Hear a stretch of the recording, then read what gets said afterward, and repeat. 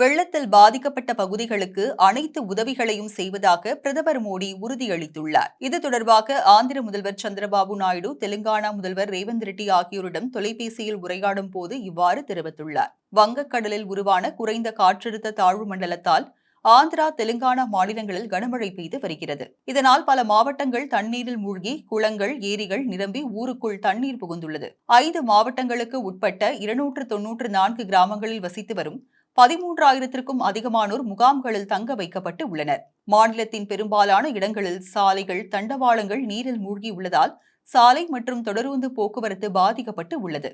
கனமழைக்கு ஆந்திராவில் இதுவரை 9 பேர் பலியாகி உள்ளனர்.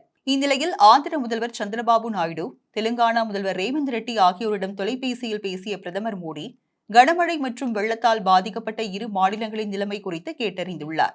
இதன்போது கனமழையால் பாதிக்கப்பட்டுள்ள ஆந்திரா, தெலுங்கானா மாநிலத்திற்கு தேவையான உதவிகளையும் நிவாரணங்களையும் மத்திய அரசு வழங்கும் என்று பிரதமர் மோடி உறுதியளித்துள்ளார்.